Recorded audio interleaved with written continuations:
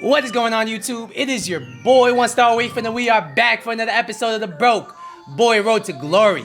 It's great to see you guys again back on the channel. Today we have a lot of catching up to do. First off, I gotta say sorry to everybody that's been expecting me to drop this. Because I know I normally drop this episode on a Saturday, if not a Sunday morning. And by the time you're seeing this, it's probably gonna be Sunday evening, maybe even Sunday night, Monday morning. I've just been very busy this weekend. So the first thing we gotta talk about is the fact that I will be going on vacation again. I know I just went on vacation last month. It's a long story, but basically, I had some vacation time I had to use up. So I'm gonna be going on holiday to Amsterdam. Shout out to all my Dutch subscribers out there. I'll be visiting your country. I've been there before. I just love Amsterdam. It's a really great place to visit. But I will be gone pretty much from Tuesday to Sunday. So I will be posting today, Sunday, and I will be posting on Monday. And you probably won't see me post until Sunday. So I just wanted to give you guys the heads up, just so you're not like, yo, what happened to One Star? Why is he not posting? I will be trying to post a video while I'm out there. I'm not sure if I'll be able to do it or not. I'm not sure if I'll be able to work out the logistics or not.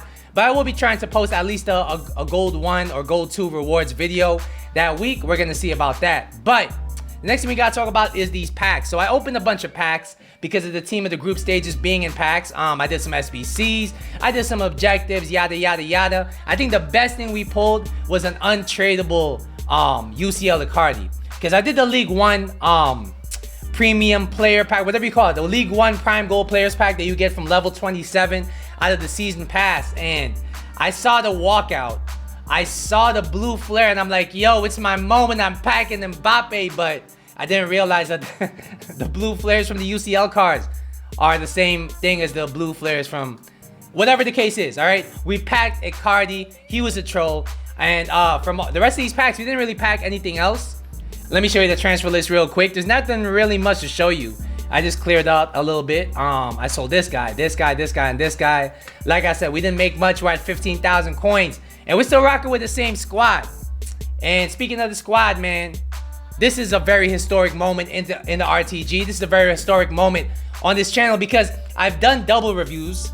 I've also done reviews on the RTG, but I've never done a double review on the RTG, and that's what we're gonna do today. We're gonna review this 88 Ferdinand card. He's 6'2" with the medium work rates. He looks very much like a juiced up Virgil van Dijk. All right, he has the pace, the defending stats, and the physical stats. His dribbling and passing does not look too good. I hear from a lot of people on this game that Ferdinand is one of the best center backs on this game. I'm gonna give you more on that when we jump into the gameplay. The next player we're gonna try out is this 88 Pirlo card. As you guys know, I think it was last episode. Yeah, last episode we packed this guy from the base icon pack, and it was bittersweet. You know, I saw the Italian flag, so I'm like, all right, maybe it's Maldini, maybe it's Del Piero, maybe it's even Gattuso. I wouldn't be mad at the Gattuso. Maybe it's Zola. Zola would be cool. But now we got 88 Pirlo. When I looked up his price, he's about the same price as the SBC, so it wasn't a big L. And I am a fan of Pirlo in real life, and I did get to see him play when he played for NYCFC, so there's that. And I got him playing with David Villa, so the NYCFC retirement homeboys are back together again. Let me stop talking though. Let's look at this card. He's 5'10". He has the medium work rates. He has a 4-star weak foot, 5-star skill moves, which is kind of strange because I don't remember this guy being the skiller like that. But whatever, I'm not complaining. When you look at the stats, there's a couple things that jump out to you, right? His 91 passing, of course, that's what Pirlo is known for. His 90 dribbling with the 5-star skills looks like an amazing thing to have in the midfield. His defending isn't too shabby, okay? I think it's brought down a lot by the fact that he does have 49 heading accuracy, which I'm not really too worried about. But he has 72 interceptions, 75 defensive awareness, and I did throw an anchor chem style on him because I am playing him as a CDM in a 3-5-2, playing him exactly kind of where he played in real life, as a playmaking, deep-lying CDM. And I have Rio Ferdinand as a middle center back in this formation. So, without further ado, we're gonna jump into the gameplay. I'm gonna let you guys know how the weekend league's going, and I'm gonna also let you guys know, are these cards worth it? Let's go. All right, so last episode we left off when we were 7-2, and that's a decent start. All right, that's pretty much par the course of where I normally start off on weekend league. Every weekend league, I feel like in the last month or two, I've started off maybe 7-3, 8-2, 9-1. So I'm not really too mad at the start, especially considering we're playing Pirlo as a CDM. And speaking of Pirlo, how is he in game? All right. So we're gonna break down the stats. Is he worth 500k? I would say it depends on your play style, all right? Because Pirlo was not the kind of card I would go out and buy, voluntarily. But because I packed him, I felt like, I had to use him. And I wanted to pay tribute to him in real life by playing him as a playmaking CDM. So we're going to break down the stats. 70 pace, how does it feel in game? I think it feels decent, actually. I was kind of scared of the pace attribute. Out of all his stats, the pace is what scared me, because with how sweaty this game is, especially in the weekend league, and how defensively susceptible a 3-5-2 is to a counter, I was like, am I playing myself by playing him at the CDM position with 70 pace? And honestly, it's pretty decent. I mean, I did throw an anchor chem style on him, so he has 72, 73 pace maybe. But in game, I think he was good enough to cover the space he had to cover. Because he has medium work rates, he doesn't necessarily push up too far, so he didn't really get caught on the counter too much. That being said, I don't think his pace is good enough to play the cam position with the current meta in the game. I mean, I'm sure you could. His passing and shooting is very, very good. But the fact that his pace is 70 is not ideal in the cam position, and he does seem to lack acceleration coming out of the skill moves. However, if you like somebody like Modric, you want somebody like Modric with that kind of pace and everything like that, I think his Pirlo card's gonna be very good. Overall, I gotta give his pace a 7 out of 10.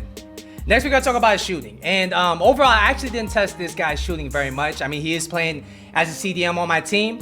I did get to test it a few times. He did score a few goals, as you guys saw. He scored 2 goals in the weekend league for me. I do think his finishing is very decent, especially if you get him on the overlap. Is he ideal to play at the cam position with his finishing? I would say no, but he does have a decent shot on him, decent attack positioning, everything like that. Overall, I gotta give his shooting a 7 out of 10. Next, we're gonna talk about his passing, because as you guys know, if you've ever watched Pirlo play in real life, the one thing that he's known for is his creativity, his passing. How does it translate into the game? And I would say this guy's passing, without a doubt, is the best passing I've used on this game. And that's not an exaggeration. It might be because I was trying some crazy things with him, because I already knew his passing was gonna be A1. But this guy's passing was an absolute game changer on my team, and I think that's what makes him so fun to use on this game. It makes him very good playing as a playmaking CDM as he did in real life, all right? Any pass you can imagine in your mind, this guy could pull off. His vision, 93, short passing, 93, long passing, 92. And he also has good crossing, good curve. His passing is immense, and you don't even have to be facing your target. You can make that pass. And the one thing I really like about this card, as far as what it brings to my team, is the fact that I can transition play very quickly with him. I can trust him to make a driven pass across the field, and it really makes me unpredictable in my build-up play. I really enjoy that about the card. Overall, I gotta give his passing a perfect 10 out of 10. Next, we're gonna talk about his dribbling, all right? Because his dribbling is 90. He has the 5-star skill move, so you're gonna assume that he's very good, but there are some questionable stats here. There is the 80 agility, the 75 balance, and he's 5'10", so he's not that short. Does he feel clunky? And I would say no. I think in this game, ball control, dribbling, and composure and reactions, all those other stats can overcome some shortcomings in agility, some shortcomings in balance, especially with somebody like Pirlo, who's not 6 feet or above. And in game, with his 5-star skills, I think he was very smooth on the ball. I think he's very good to have in your midfield if you need somebody to break a parked bus, if you need somebody to carry the ball from the defense to the offense, if you need that link, this guy's gonna be very good. Overall, I gotta give his dribbling an 8.5 out of 10. It's very smooth. Next, we're gonna talk about this guy's defending, all right? Is he good enough to play at the CDM position? I would say yes, as long as you put a shadow or anchor chem style on him and you pair him with a dedicated CDM. I paired him with Battaglia, but if you pair him with somebody like Conte, somebody like Allen, somebody like Fabinho to do all the heavy lifting for him, I think he's good enough. I would not play him as a lone CDM. If you're playing a formation with a lone CDM, I think he's better suited as a CM in that formation. However, as a CDM in a 2 CDM formation, he does just enough, all right? His standing tackle is good enough. It is sloppy at times and it's not great, but if you know what you're doing defensively, he'll be able to help you. His interceptions are surprisingly good. He did get himself in some positions to break up play that I didn't expect him to.